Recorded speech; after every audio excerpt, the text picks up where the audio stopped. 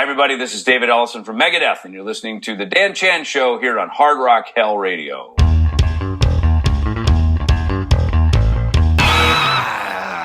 Hey, David. Thanks so much for joining me on the show. Thank you, Dan. Good to see you, buddy. Cheers. So, unlike most people, you had quite a busy 2020, starting with the Note cover album, bringing in some rock legends and covering some of the biggest tracks we know and love. How did the idea come about? Because I believe it wasn't meant to be a covers album, was it? No, it was. We're already well on our way to creating an Ellefson solo record. I put out the first one called Sleeping Giants in 2019, and it was kind of couched around a memoir that I was putting out called More Life with Death, which was my second memoir. You know, rather than doing sort of an amendment to the previous memoir, My Life with Death, I thought, let's just write a whole new one. And, so it was just easier. It was cleaner to do with a new publisher and all that stuff. So we did that. And then, I had this here in my office. I've had this CD of 14 or so songs that I had demoed up from as far back as 1993 when Megadeth were on a break from the Countdown to Extinction tour. Yeah. And I did some writing with a friend of mine, Pat Shunk, who I met mountain bike riding with Nick Menza, of all things back in that day. Pat and I hit it off. We had a great musical collaboration for that little season. And these songs were just kind of sitting there. So, Tom Hazard, who was, running the label, and he just said, he goes, look, we've got these 3 new songs, which are Sleeping Giants, Hammer Comes Down, and Vultures. He said, look, why don't we just put those other songs, these demos that you have, you've been telling me about them forever. You want to put them out. So we added those to the track, to the record. And, so that essentially was the first record. Well, from there we realized, hey, we got something here. This is pretty cool. It's collaborative. It's fun. And so we started writing songs, which would become, essentially Ellefson album number 2. And, once the pandemic hit, that all the touring's gone away. In fact, it looks like I had some solo dates that I was going to do in October, November this year, 2021, and those look like those have all gone away. So, this is a 2-year pandemic for sure, So the cover, to do some covers, that came up mid, June 2020. We just said, hey, let's pivot, let's bang some covers out, and at least kind of keep the machine moving forward. And that's where it came from, and we had been doing a bunch of live streams for the David Ellefson Youth Music Foundation, and we realized, a lot of our friends are sitting at home. Everybody from Anthrax to Al Jorgensen from Ministry, has been a dear friend, and he doesn't collaborate on a ton of stuff. So it was great to sort of get him over into my world working on stuff. So it really became this fun, just this moment. Everybody's like, well, I'm just sitting at home. I want to work. I want to do something. So let's play. Let's do music. So that's kind of the whole story of the Ellefson band career up until today, So which cover came out the best, do you think? For me, I love Love Machine and Rebel Yell. Oh, nice. I love Rebel Yell too. It just because, first of all, it's just one of my favorite songs of all time. Yeah. That whole Rebel Yell record, in my opinion, is it's one of those records like Fleetwood Mac Rumors, like Appetite for Destruction. It's like one of these records that is just flawless. Everything about it perfect, Yeah. The first song that we started with was Wasted from Def Leppard. That was the first one I chose, and hence, the album artwork kind of is a homage back to the mighty Def Leppard and its early years, which for me is the sweet spot of the band. I love the early history because they were, again, part of the new wave of British heavy metal. They were on tour with Judas Priest and Scorpions and AC/DC. They were just part of they were cut from that cloth, and that's my era of heavy metal. And other things like, putting like Bachman Turner Overdrive's Not Fragile, that was like the very first song I think I had ever really heard as a, album track, hard rock, opens with a bass riff, and, I'd heard BTO on the radio when I was a kid. It was kind of like the BTO Suite, so I probably add to that list Sweet FA with Slash's bass player Todd Kern singing on it. It was just incredible, and then these are a lot of deep cuts. Sheer Heart Attack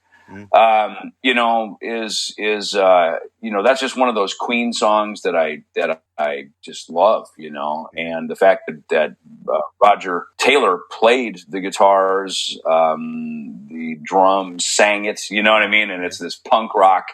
Yeah. It's simple. I love it. It's punk. It's Queen punk rock. If you could imagine such a thing, there it is. You know. So sticking with the theme, the first time I saw you was at Nottingham Rock City, 1993. You were Vic and the Rattleheads at a not so secret show, I might add. Yeah. It was a few days before you played with Metallica, The Almighty and Diamond Head at Milton Keynes. And having seen you a couple of days before at Rock City, I was at the Milton Keynes gig. And I remember at the end of the set, I shouted, "Anarchy!" And this guy turned around to me and went, "They'll never play that." And you did. And I laugh about that to this day. So tell me, what's your favourite cover song to play live? We must have heard you, so we took your request. Well, it's funny. Anarchy is a funny song because, again, over here as Americans, the Sex Pistols were my punk rock band, and there was a magazine here in America called Rock Scene. There were the big ones. There was Circus and Hit Parader, and they covered kind of more, Kiss, the bigger rock stuff. Yeah. And then Rock Scene also covered some Aerosmith, some Kiss, but it went deep down into the clubs of New York. So there was Patti Smith and the Dead Boys and, obviously early Ramones and Blondie and this stuff. And so, the Pistols were just, my band, So it's funny, me and Dave, when we chose to do Anarchy in the UK, and then we actually got Steve Jones to play on it. He rides in the studio on his Triumph motorcycle with his guitar in his back. He's got a broken arm, and he was newly sober, and we were not. You know what I mean? So it's kind of this funny thing. Here we are living the punk rock lifestyle. He's living the sober LA lifestyle, which many musicians were, and I would soon become a couple years later myself. But it was just, such an honor to have him on the track with us, But we found, funny, because we you'd think we would have gone to the publisher and pulled the lyric sheet and had the proper lyrics. We didn't. We just took it off the record as it sounded, right? So we kind of befuddled the lyrics a little bit as they sounded cool to us. So that's what Dave sang. And then I remember Johnny Rotten. We remember reading an interview, and he was kind of like, "Yeah, it's a bunch of rubbish," and he totally just missed the track, which is like a knife to the heart when you want your heroes to go, "Yeah, right on, Megadeth covered it," and he's like, "Yeah." So it's funny, Anarchy. I think we're probably a little hesitant to play it sometimes in the UK for that very reason. We realized that it as cool as it was over here in America, it maybe didn't have the same impact over there in the UK. But and with that said, with the No Cover record, I know a lot of these guys. They become my friends, and to those that are not yet my acquaintance, I wanted them to, if Billy Idol hears this on and go, "Right on, that's fucking great," I know Brian May, I don't know Roger, but if he hears it, I want him to go, "Yeah, that's good on you," I did send it over to I'm friends with Randy Bachman and his son Tal, so I sent it over to Tal. I said, "Hey, pop this over to your old man and see what he thinks." And they sent it over to Fred Turner, who was the bass player. He actually wrote the track, and they were giving it the thumbs up, and so so it's kind of like when your heroes are giving you the thumbs up. It's literally a Wayne's World moment, Exactly. Yeah. So, Ellefson Music Productions, you're so busy, not just with the music, but also producing films, a record label, books, and coffee. I'm yet to try your Roast in Peace, by the way. That sounds really good. It's a great name. How do you choose your coffee? Are you very hands-on? Yeah, it's funny. It started, I was introduced to Paul Wagner, who's the guitarist in a group here in America called Between the Buried and Me. And he and his wife had a roaster they had a coffee roasting business in Charlotte, North Carolina. So, my idea was, Paul, here it is, roast it, deal with it, send me a royalty check. I'm busy, I'm on tour. And that's kind of where it started, but we quickly, it escalated quickly. We blow things up pretty big, as things moved on, we had to move to a new roaster, and now we have a roaster here in Phoenix. Quite honestly, my son, Roman, runs most of the operation of the company now, which is good. So, And, we started to get quite a few, retailers, just independent retailers, everything from record shops and, whatnot, coffee places and stuff. They got hit hard with COVID this year. So quite honestly, we're lucky that, our core business is that go to EllisonCoffeeCo.com, order your coffee. And that's been the core business. Now in Europe and in the UK, a lot of it is done through our Instagram and our Facebook, Ellison Europe. And our girl Annie over there, takes care of that. And our main roaster, Coburg Coffee there in London, they are our roaster. Now Brexit, of course, has created a new issue, so it's funny how, we're in business dealing with these things. We were looking at Amazon, and that has its perks and also its intricacies. You know what I mean? So it's been. I studied business in college, a decade or so ago, 15 years ago. So it's kind of fun to have your own company. That's like, wow, okay, I'm really doing this now. This is my thing. So what do you think with bands branching out away from music? What's the craziest thing you've seen a band produce away from music? Maybe Kiss condoms or Rammstein sex toys or... I got to say, Rammstein gets my attention. I said they're the dildo pack, right? That they did when they do like dildos when they rolled out a record a few years ago. Their sense of humor. I'm a big Rammstein fan.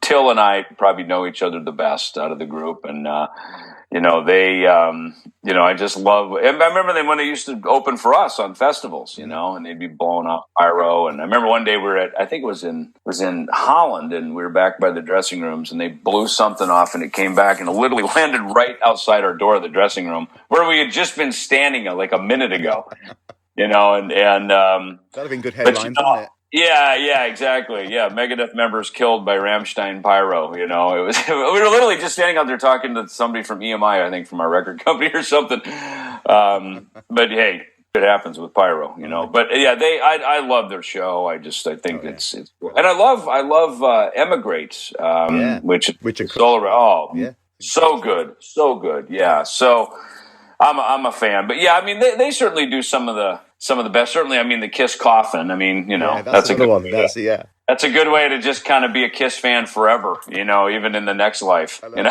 Funny. And another project you've got is the Ellison Youth Music Foundation. You touched on it earlier. It's really giving something back. How did that come about? Tom Hazard and a friend of ours, Donnie Schoenrock, who owns a successful barbecue restaurant back in my little hometown of Jackson, Minnesota. It's called Cat's Hog Heaven. Those two started conjuring up an idea. We did a big launch of the Ellison Coffee Store in Jackson. The Iowa Rock and Roll Hall of Fame had reached out about inducting me into the Iowa Rock and Roll Hall of Fame, which is literally 30 minutes across the border into Iowa from Minnesota.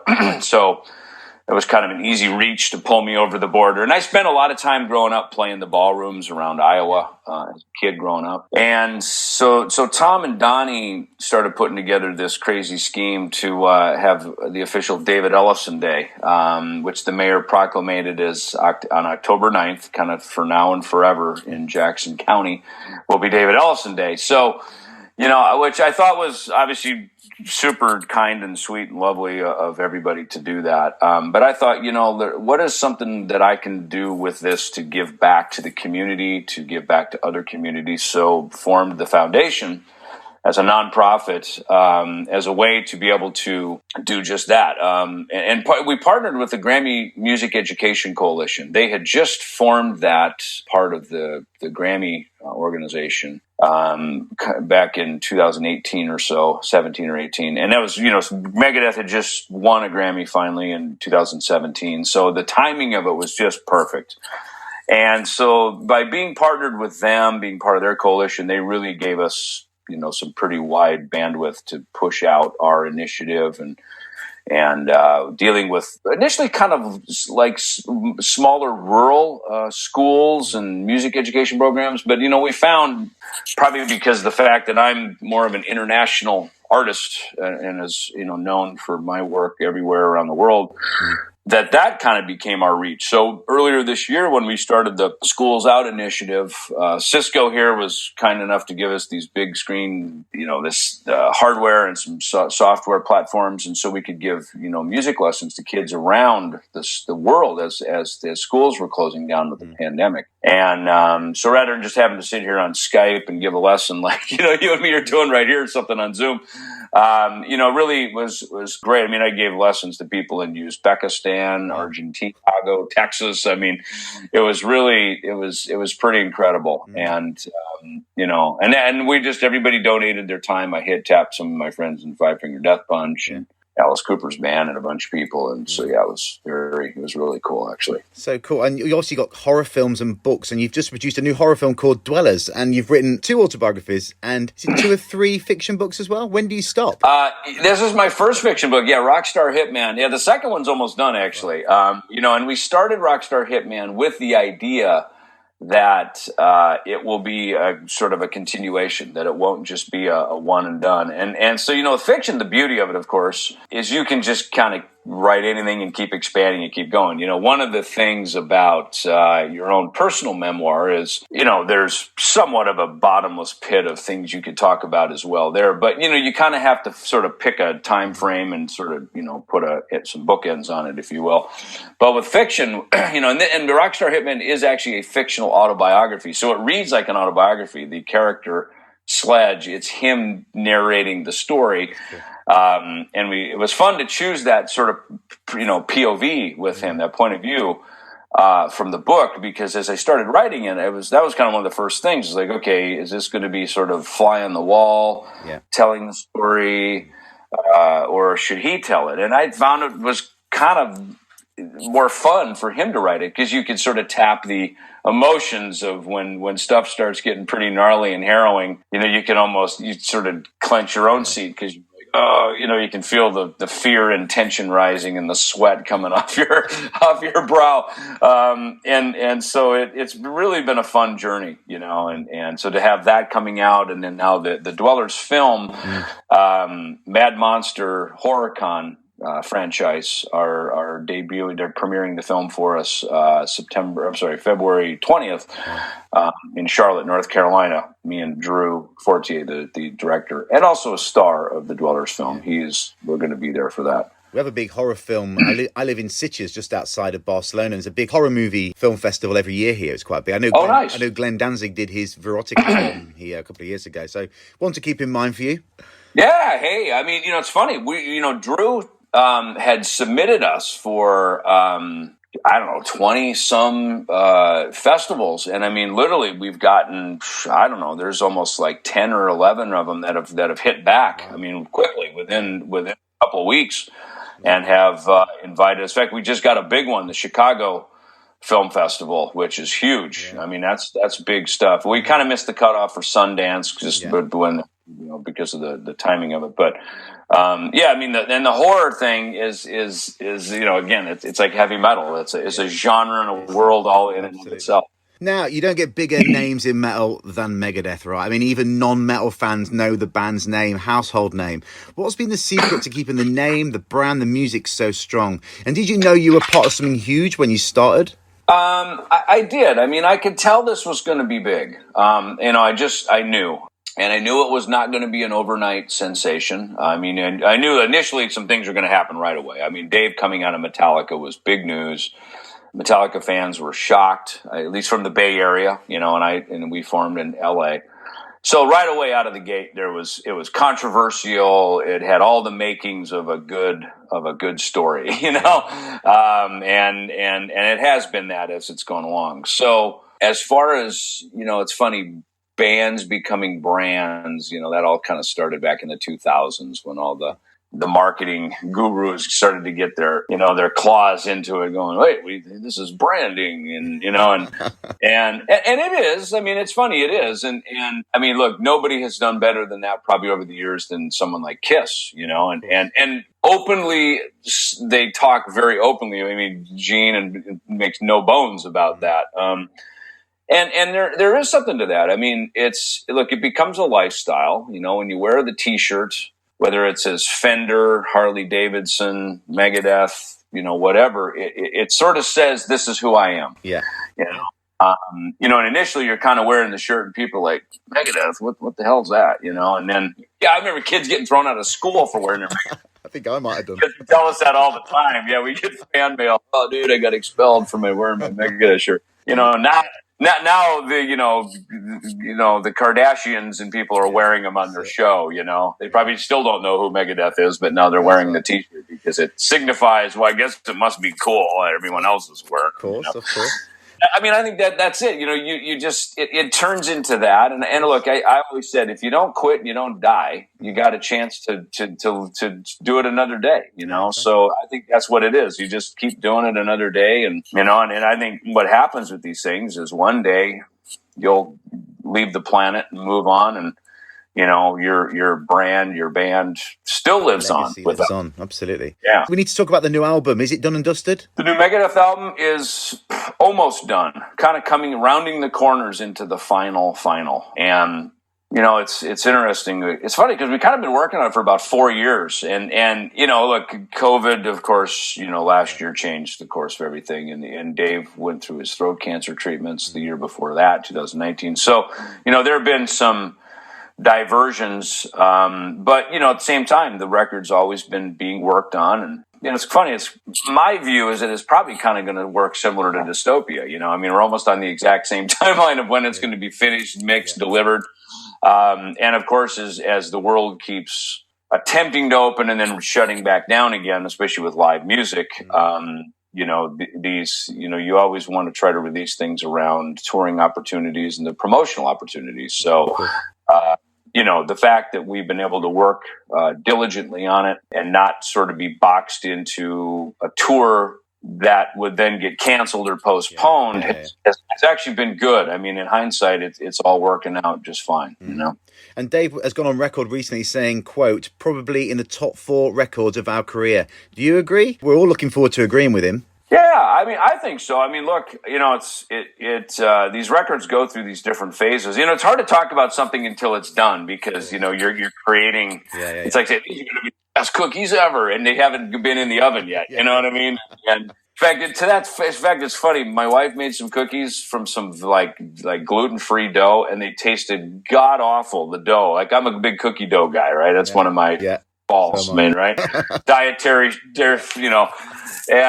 and I was like, these are terrible. And then, she baked them and they tasted amazing. So apparently the flour in its unbaked version was not good, but once it was baked, it was delicious. There you go. You could eat like 10 of them and not even get full. So I guess the whole, as recent as this weekend, I had that experience. So again, to sit here and talk about what's it going to be like, I'd rather always just go, Dave and I used to always say, nothing's final till it's vinyl. Back in the old days. And so when something's a work in progress, I'd rather not boast about it. I'd rather just let the music do the talking. And with that said, I'm confident it's going to be great because we don't usually put things out unless they're bar.